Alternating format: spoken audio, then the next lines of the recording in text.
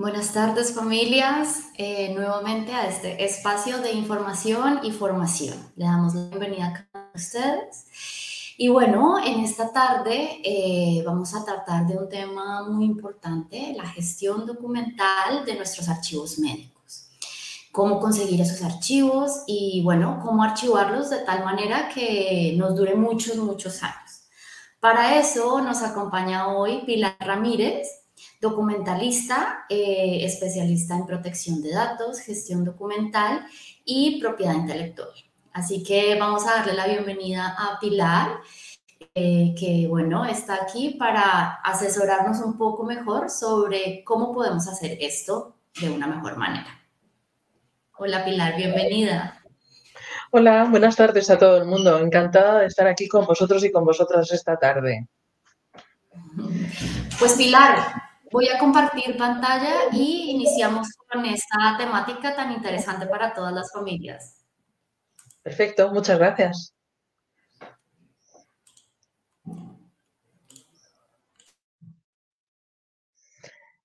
Bien.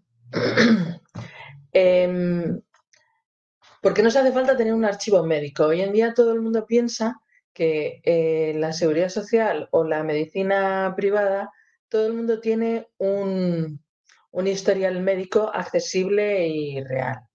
Pero la realidad luego es otra. Es que, por ejemplo, si nosotras o nosotras decidimos que queremos pedir una segunda opinión, vamos a tener que pedir ese archivo médico, o sea, esos resultados, esa información para poder llevarla a otro médico. Si queremos que la persona a la que estamos cuidando tenga una visión de la evolución de sus problemas. Si queremos crear un plan de medicina preventiva para esa persona, lo que vamos a tener que hacer es recopilar esa información y tenerla físicamente, bien sea en papel o bien sea en un ordenador, para poder compartirla con otros profesionales de la salud. Yo matizo siempre y digo que la salud pública es lo mejor que podemos tener, pero hay que entender que a veces hay que preguntar en otras partes, sobre todo en este tipo de problemáticas.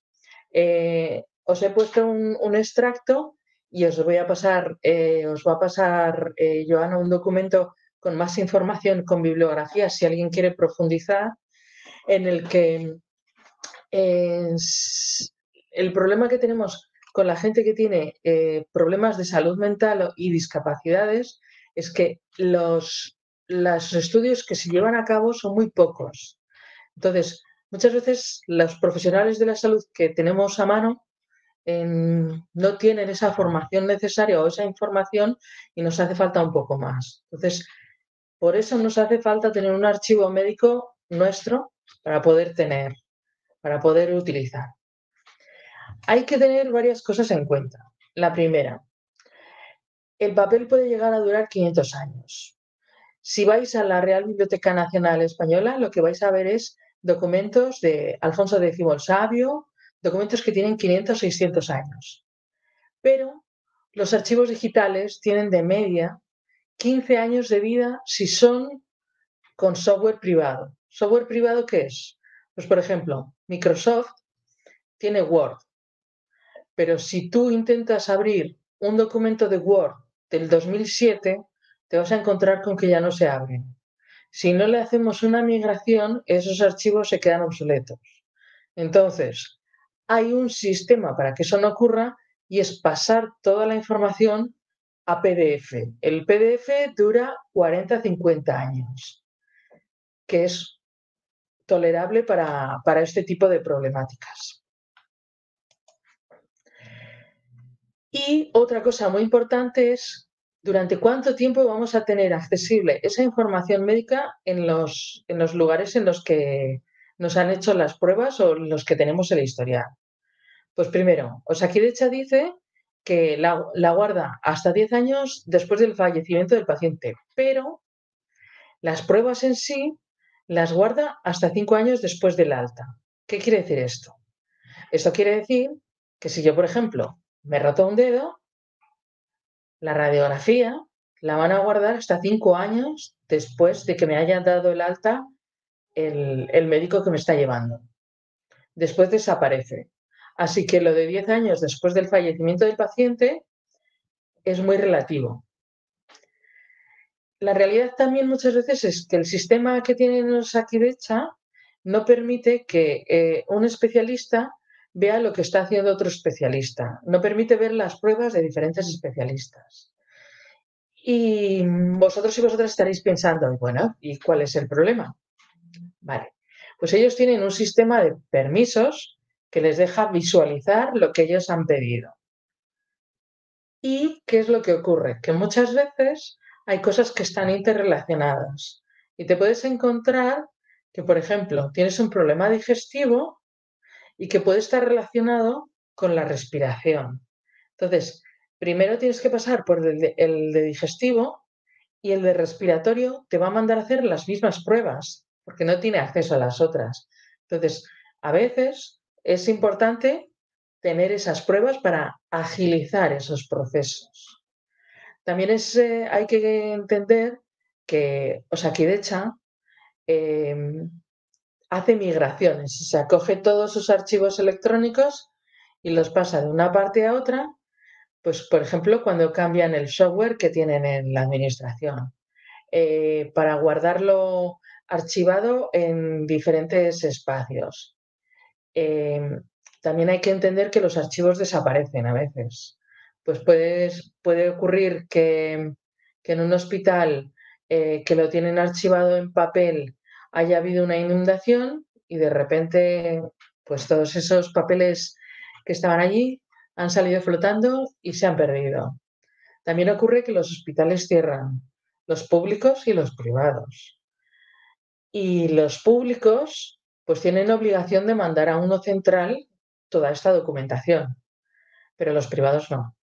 Los privados lo destruyen todo. Entonces, la medicina privada se supone que tiene que guardarlo hasta 5 años desde la fecha del alta del proceso, pero hay que entender que puede que no haya alta. Entonces, lo que van a hacer es destruir esa información de manera aleatoria 5 años después de la última factura, no del alta. Puede ocurrir también que la clínica se cierre, como acabamos de comentar. Pues ese archivo posiblemente se destruya de manera total. Y aquí en la clínica privada también los archivos se dañan. Entonces, hay que entender que tenemos la problemática del formato, de cómo lo tenemos, si en papel o en archivo digital, y luego de cuánto tiempo podemos acceder a esa información de esas pruebas que nos han hecho o nos han realizado. Y ahora nos tenemos que volver a preguntar después de saber todo esto. ¿Nos hace falta guardar nuestro propio historial? A mí me parece que sí. Podéis utilizar el chat y podéis comentar qué es lo que pensáis a este respecto si queréis. Bueno, esto os comento porque es muy importante a la hora de pedir información para gente que tiene determinado tipo de problemas. Hay que entender que cuando nosotros pedimos la información, nos la van a dar. Pero lo que intenta Osakidetza en este momento es, si puede ser, te da un informe de papel. O sea, si a mí, por ejemplo, me han hecho una ecografía abdominal, me dan el informe en papel, pero no me dan la ecografía. Entonces, tienes que ir a atención al paciente y pedir una copia de la prueba. La realidad es que hoy en día te dan un CD, aunque no tengas un ordenador con lector de CD. Esto sí que me parece que es interesante. Que levante la mano en el chat quien tiene un ordenador con lector de CD. Vamos a ver un par de segunditos. Entráis al chat.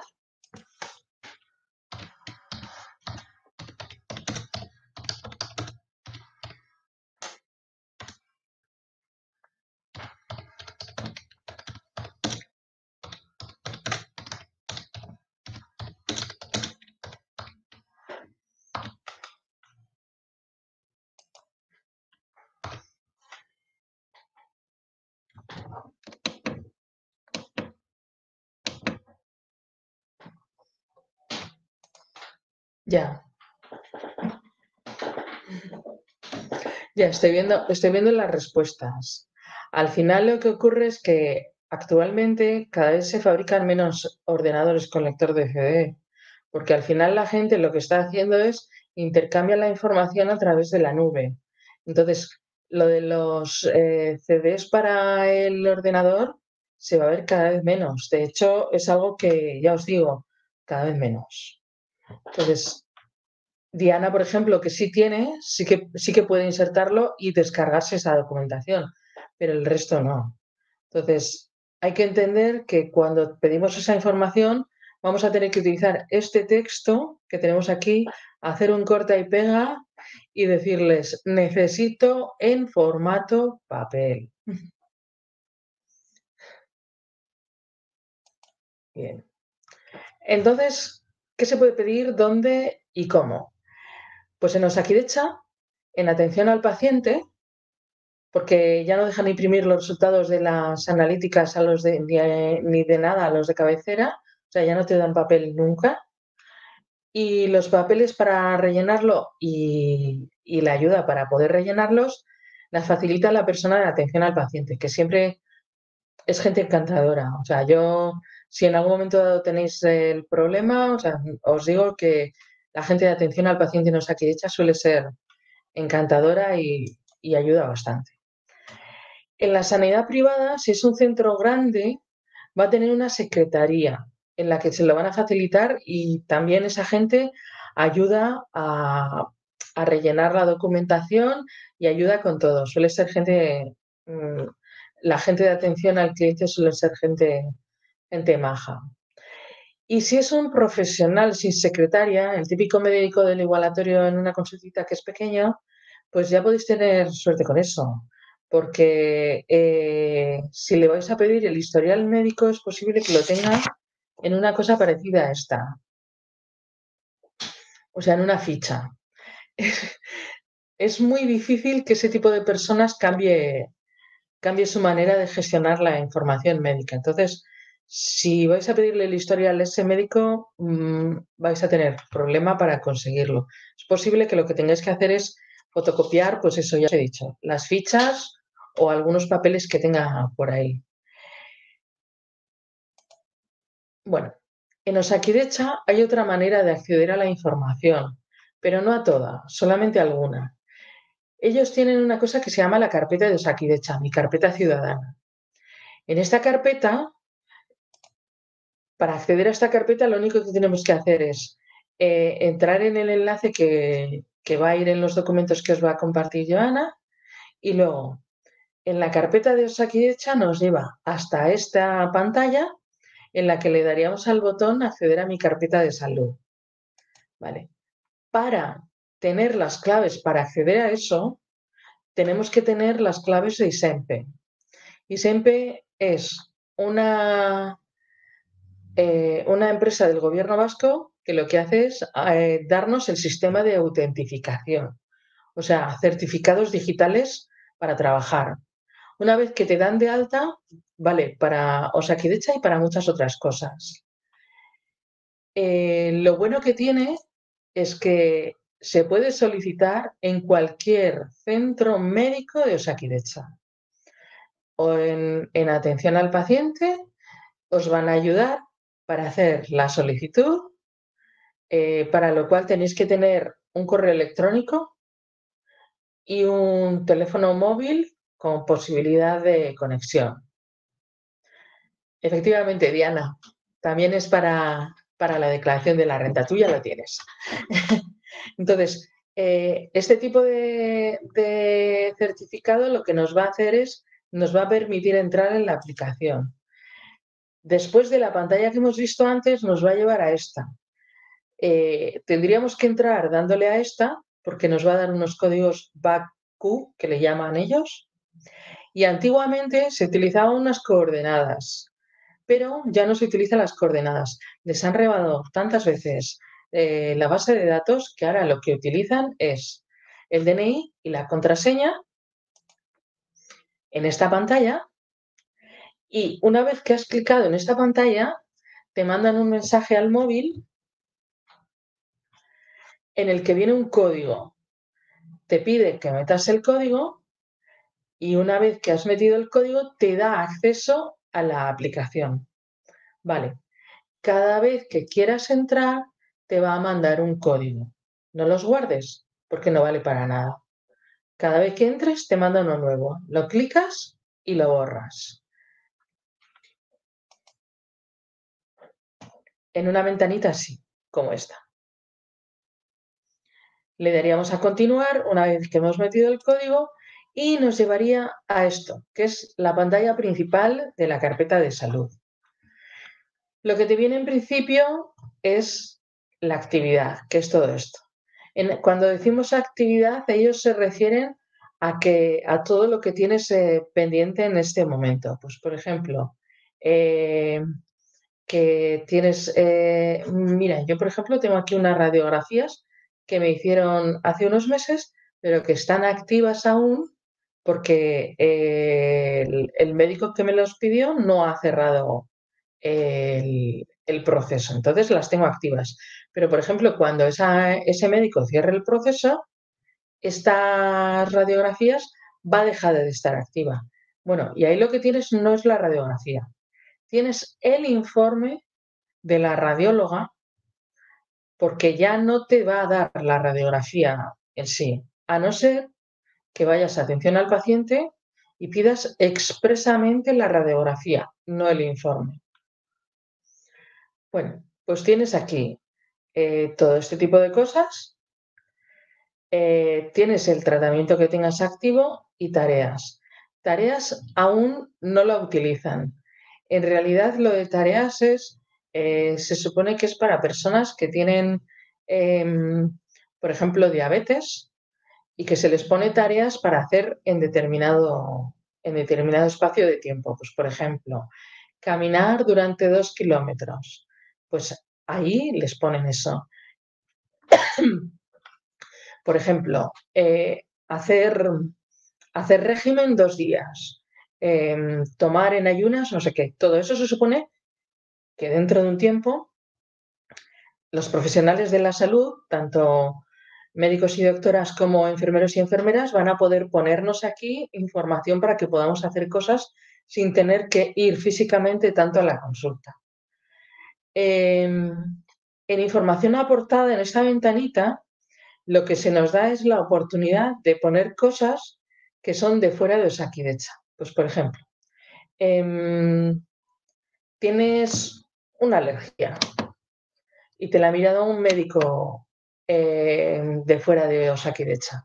Tienes el informe y ahí te permite subir ese informe de fuera de Osakidetza. En notificaciones todavía no funciona.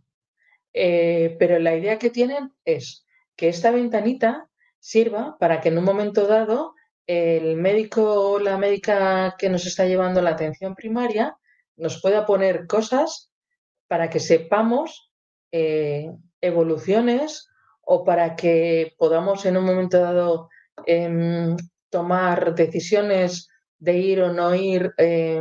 Nos puede poner, por ejemplo, si tienes unos niveles de insulina concretos pautados, te puede poner, tienes que venir a revisarlo, tal y no sé qué. Ese tipo de cosas todavía no funciona, pero en un futuro sí. Vale. Y lo de nueva cita, perdón. Y lo de nueva cita,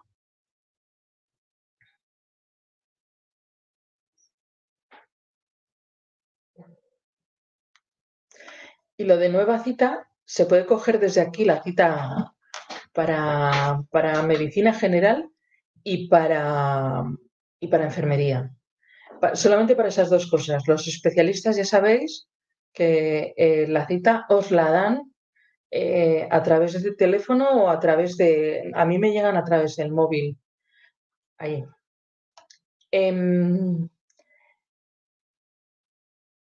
Aparte de esto, nosotros lo que podemos hacer también es, tenemos aquí arriba muchas otras cosas, ¿no? Pues, por ejemplo, tenemos informes analíticos, citas que va a ser todas las citas, nos va a salir todas las citas que tenemos, más información clínica que en estos momentos tampoco está activa. lista de espera para la gente que está en lista de espera para determinadas actuaciones o informaciones, y los datos personales. Los datos personales, si hay algún cambio, pues por ejemplo, si cambias de teléfono móvil, lo puedes meter aquí y hacer el cambio para que te puedan seguir llamando a tu teléfono, bueno, móvil o fijo, si cambias de cualquier teléfono. Eh, vale. En tratamientos activos, si clicas dentro de tratamientos activos, te lleva a una hoja de tratamiento para el paciente. En esta hoja viene cuándo revisar o finalizar, pero en este en general te viene la fecha de revisión y, muy importante, la fecha de recogida de la medicación. Con esto os podéis agendar mejor cuándo tenéis que ir a medicación. Y, por ejemplo, si tenéis algún tipo de problema en el que la medicación es a demanda, a veces tienes que pedir, pues, por ejemplo, la gente que es asmática, en problemas de cuando hay problemas como por ejemplo ahora en la primavera, puede pedir que le den otra receta. Entonces, aquí al tener la fecha de recogida, ya sabes si vas a tener que llamar a tu médico de cabecera para que te expida otra receta más.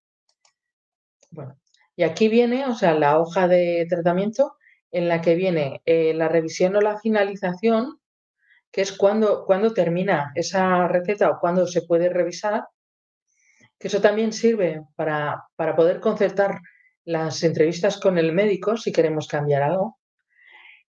Y también viene la posología, cuándo hay que tomar las medicinas.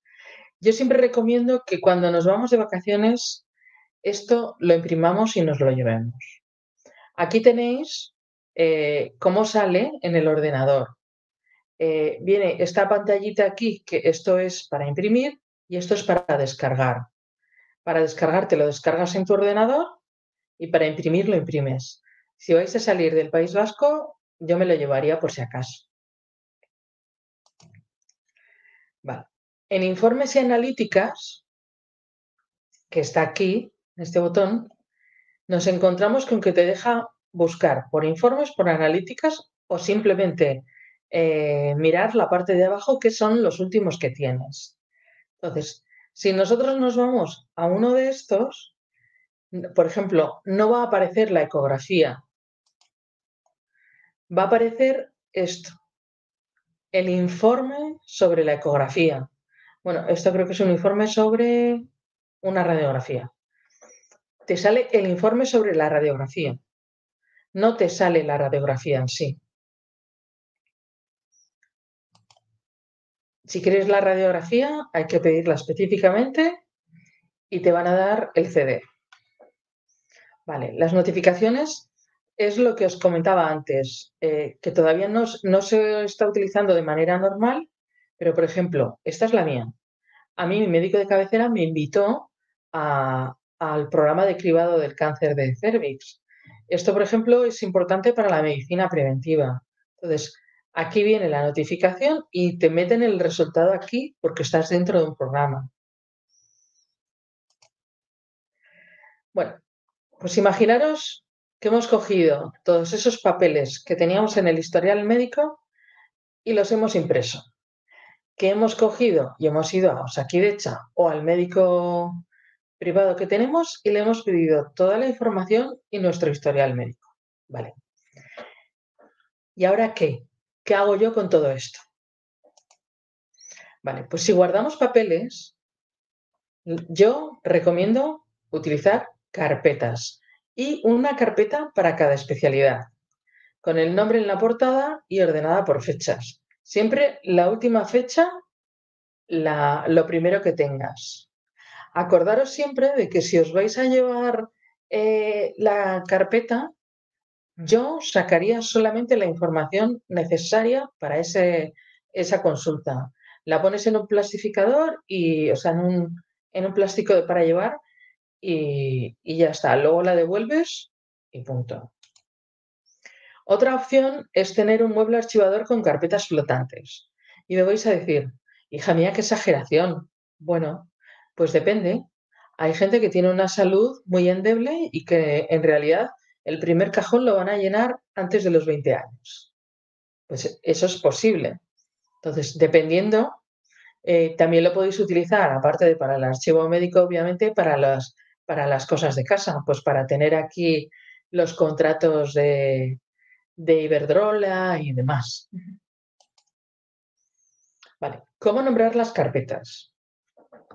Aquí la gente se vuelve loca y es cada cual la nombra como le da a entender. A ver, las carpetas las vais a usar vosotros y vosotras. Efectivamente, Diana, o un cajón para cada miembro de la familia. Las carpetas las vais a usar vosotros y vosotras. Tenéis que entender que las tenéis que gestionar vosotras.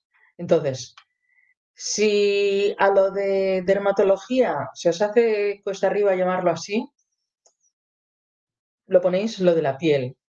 O como vosotras y vosotros os defináis, ¿no? El rótulo que le pongáis os tiene que servir para poder encontrar y guardar las cosas de manera fácil. Si os vais a sentir más cómodos o cómodas haciéndolo así con dibujitos, también. Yo lo he visto y hay mucha gente a la que le funciona muy bien. Pues tiene una carpeta con unas gafitas dibujadas y ya sabe que ese es el oftalmólogo al que va. Tiene otra carpeta con el ojo y ese es el que le mira la vista en Osakidecha. Entonces, esto tiene que ser algo que os lo haga fácil y sencillo. Escoged la palabra y ahí le ponéis el rótulo. Hay que entender también que, por ejemplo, no vas a tener una carpeta para análisis. Tienes una carpeta para médico de cabecera que te puede enviar análisis. Pero si los análisis te los pide, por ejemplo, en la especialidad de reumatología, esa analítica la tienes que guardar en reumatología. No abras carpeta de análisis. Ten carpeta de médico de cabecera y carpeta de reumatología. Entonces, no mezclar resultados para unos y para otros. ¿Vale? Si lo hacéis en el ordenador, primero, hacer los nombres de las carpetas con las especialidades. Recordar lo que os estaba diciendo, que si las analíticas te la han hecho en una especialidad, las tienes que meter en esa especialidad. Y al descargar el documento, hay que ponerle un nombre legible, porque cuando descargamos el documento en la pestañita que os he enseñado antes, viene un galimatías de números. Eso no nos va a valer para nada, porque no vamos a entender ni vamos a iconizar esa información. Ese código les vale en Osakidecha, pero a nosotros y nosotras no nos funciona. Entonces, yo os recomiendo así.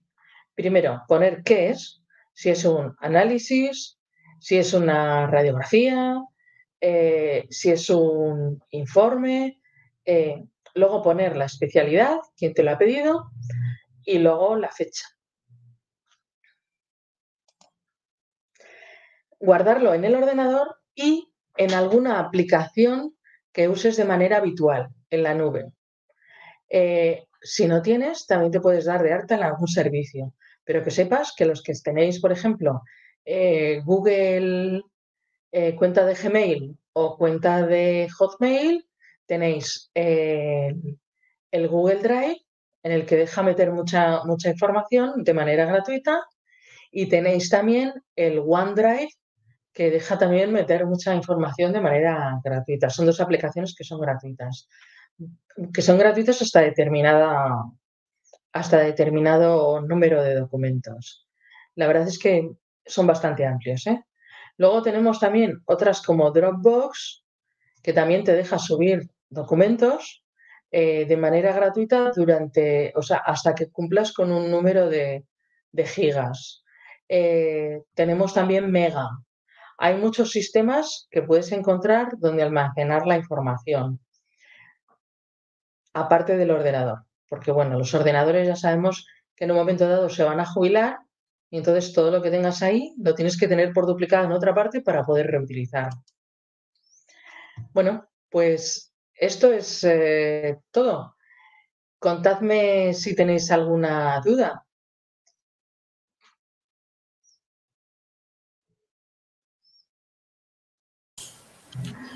Muy bien, Pilar. Bueno, pues está súper interesante toda la información que nos has dado. Yo sí tengo una duda. A ver, mientras las familias piensan y ponen alguna duda en el chat que de pronto les haya surgido, cuando tú hablas al principio de que vamos a Usaquidecha y el médico de cabecera no nos puede brindar como estos informes, sino la gente de atención al paciente. ¿Esta gente es la que está en la entrada, la que te coge las citas? Ok, ok. No, ¿O a ver, no?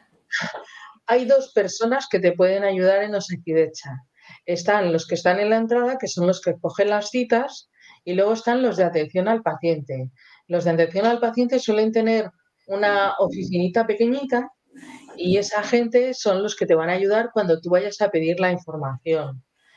Cuando necesites, por ejemplo, una copia de una radiografía para llevar a otro médico, tú lo que vas a hacer es ir a, a la entrada, les vas a decir, necesito hablar con atención al paciente y quien te atienda te va a pasar con esa persona que está allí. De manera habitual, eh, la gente que está cogiendo citas en las entradas está a tope. ¿Podría hacerlo? Pues tiene que ser un lugar muy pequeño y en el que no haya mucho trasiego de gente, si no te pasan directamente con atención al paciente. Y hasta ahora, no sé ahora si seguirán haciéndolo, por lo del tema del COVID, han estado dando cita para atención al paciente. Quiero decir, tú llegas allí y te dicen, pues ven mañana a las 10 de la mañana, por ejemplo. Ok, ok, Pilar. Vale, pues vamos a ver si hay alguna pregunta de alguna familia que, mira, Elena está escribiendo. Vamos a ver si de pronto tiene alguna duda. Mira, Diana dice, hay muchas formas de ordenar toda la documentación, por especialidad, por años, por tipo de información. En tu experiencia, ¿qué es lo más operativo? En analíticas de papel, pues primero, dividirlo por especialidades, porque tienes que ser consciente de que cada especialidad, aunque te hagan un análisis de sangre y te parezca que es normal, los baremos y lo que realmente hay en cada una de esas analíticas es diferente. Pues, por ejemplo, si tienes diabetes, no te miden la glucosa en sangre igual que te mide el médico de cabecera. Entonces, mi experiencia siempre es que hay que tener carpeta para cada especialidad e ir rellenando así. Ok. Vale, Elena dice, Te han dado los resultados en analíticas de papel. Jo, pues es muy raro, porque hace tiempo ya que no les dejan. Bueno, de hecho hay gente que ya las recetas, por ejemplo, como son electrónicas, les han quitado directamente la impresora. oye, una pregunta, Pilar. Por ejemplo, si yo voy y me niegan, tú decías que en el caso de la radiografía, ¿no? Que ahí tienes en la carpeta de Osakidecha, tienes tu resultado, ¿no? Pero no la radiografía como tal. No tienes el resultado, tienes el informe del resultado. Eso, el informe del resultado, perdón, el informe del resultado, pero tú quieres la radiografía. Y supongamos que no me quieren entregar la radiografía por X o Y motivo, no quieren entregármela en mi ambulatorio. ¿Puedo de alguna forma poner una queja? ¿Cómo proceder en ese caso, por ejemplo? En atención al paciente vas a poner una queja diciendo que tú quieres ese resultado a ver, es obligación legal, te lo tienen que dar. No, no puede ser que te vayas para tu cosa, o sea, para tu casa sin esa información. Entonces, mm, lo tienes que pedir en atención al paciente y te lo van a dar. Lo O malo sea, es que la mayoría de las veces o sea, van a intentar, o sea, te van a dar en formato CD. Tú lo que tienes que intentar, si se lo vas a llevar a otro, si es para llevárselo a otro médico, posiblemente ese otro médico o esa otra doctora sí que tenga el lector de CD para ese tipo de resultados. Pero si lo quieres tú para guardar como historial de la persona a la que estás cuidando, yo siempre recomiendo papel. Entonces, va a ser muy difícil que te lo den en papel impreso. Hay que intentarlo de todas las maneras. Si en algún momento dado lo que ocurre es que no te lo dan y te dan el CD, ya podéis contactar con Gravide y buscaríamos la manera de ayudaros para extraer esa información y poder ponerla impresa. Vale. Mira, Elena, lo que dice, ¿no? Que ella echa de menos las formas, ¿no? De ir al médico de antes de la pandemia. No me identifico con estas maneras de gestionar. Sí, creo que deja mucha gente fuera por falta de medios. Yo también creo lo mismo, estoy completamente de acuerdo con Elena. Antes, bueno, era más cercano de cierta forma la atención, la manera de gestionar, ahora todo. Yo creo que mucha gente, inclusive muchas personas con discapacidad se quejan también de lo mismo, ¿no? No solamente las familias, sino en general de la atención, del tener que pedir una cita por teléfono o por internet, ¿no? Son medios que al final a muchas personas se les dificulta mucho más. Bueno, en teoría se supone muchas cosas, pero luego la realidad es otra, ¿no? Se supone que podríamos ir al médico sin tener que pedir la cita previa. La cita previa está puesta de manera para intentar regular el flujo, pero la ley dice que el ciudadano o la ciudadana puede asistir a la administración pública sin cita previa. Entonces, sí, con el tema de la pandemia nos colaron todos los goles, es verdad. Nos tienen un poco como aborregadillas allí, haciendo cola, y en realidad eso no debería de ser así. También es cierto que lo que está ocurriendo con el tema de digitalizar la administración, es verdad que hay mucha gente que se queda fuera, pero hay mucha gente que se queda fuera por muchas razones diferentes. Está los que se quedan fuera porque no tienen el conocimiento necesario, los que se quedan fuera porque no tienen los medios tecnológicos. Todo el mundo no tiene un ordenador en casa. Si no lo utilizas para el trabajo, es raro que lo tengas, ¿no? ¿Para qué quieres un ordenador en tu casa? Quiero decir, si hoy en día con el móvil funcionamos casi todo el mundo. Entonces, te puedes encontrar con que hay muchas razones para que no. Y hay gente mayor, por ejemplo, que no tiene móviles conectados a la web, que son de esos móviles antiguos de carcasa que se abren así y que pueden recibir mensajes SMS, pero cuando le llega un mensaje con un enlace, no puede clicar, o sea, lo clica, pero no le lleva a ninguna parte, porque no tiene conectado a Internet. Entonces, sí que es verdad que el tema de digitalizar, yo creo que es algo que hay que revisar y sobre todo que hay que lucharlo mucho, que hay que hacerle ver a la administración que hay cosas que no las queremos así. Y para mí, por ejemplo, lo del archivo médico en papel es mucho mejor que el digital. Porque o sea, una persona, ¿cuántos años puede vivir? ¿80, 82 años? Pues durante ese tiempo, los archivos electrónicos, los archivos digitales, puede pasar cualquier cosa, pero el de papel lo tienes ahí, está físico, no se estropea. Así es, Pilar. Pilar, en estos últimos minutos, no sé si tú tengas a mano el link donde podemos descargar el tema de la carpeta sanitaria, ¿no? Este tema que nos comentabas un poco, por si de pronto surge alguna duda en la que, no sé, las familias no sepan cómo poder gestionarlo, cómo descargarlo, ¿no? ¿Qué cosas podemos tener en cuenta para cuando vayamos a hacer el proceso de descargar la carpeta en nuestro móvil y tenerla ahí como a mano? ¿Vale? Os voy a copiar el enlace y os lo voy a poner en el chat. Vale. Aquí, en este documento, además, en la parte de abajo tiene una bibliografía en la que viene pues, enlaces a cuestiones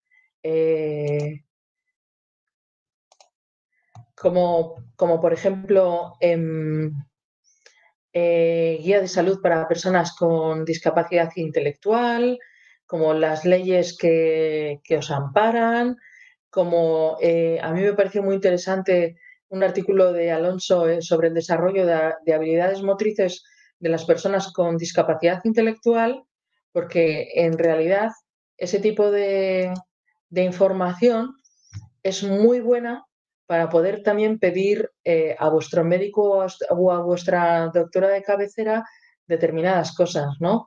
Ya sabemos, por ejemplo, que la gente con discapacidad intelectual tiene muchas posibilidades de tener problemas relacionados con el aparato motor musculoesquelético. Entonces, hoy en día no se hace todavía, pero yo creo que si se pelea en un futuro debería de ser obligatorio el que este tipo de personas tengan siempre accesible fisioterapia.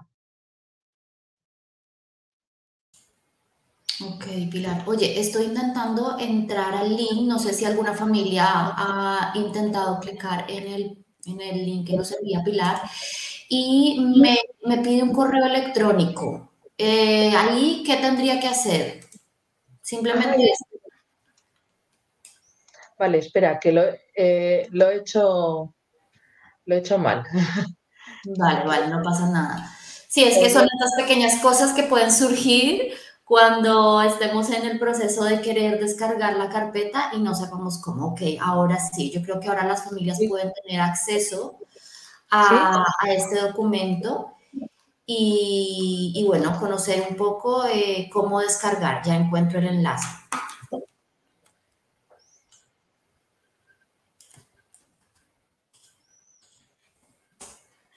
Muy ¿Sí? bien. Sí, Perfecto. perfecto. Pues muchísimas gracias, Pilar. Bueno, y también esperamos que las familias hayan tenido como un acercamiento a este tema que es tan importante, ¿no? Que también tenemos que parar a revisar un poco el poder tener esta documentación de manera más física y asegurada, ¿no? Que no se vaya a perder, que no se vaya a refundir, sobre todo cuando pasas por diferentes especialistas y tienes que tener todo más ordenado. Así que bueno, Pilar, muchísimas gracias por habernos acompañado, por haber estado en este espacio, en este webinario. Y familias, a ustedes muchísimas gracias por haber asistido. Esperamos que haya sido bueno, de mucha información y formación. Y bueno, cualquier duda que puedan tener o cualquier inquietud que pueda surgir de aquí a un tiempo cuando indaguemos un poco más de la carpeta sanitaria o de informes, pueden escribirme y directamente yo me contactaré con Pilar para resolver cualquier duda o inquietud acerca de esta temática. Muchísimas gracias, Pilar, y muchas gracias a cada familia que estuvo presente. Nos veremos en el próximo webinar. Buenas noches.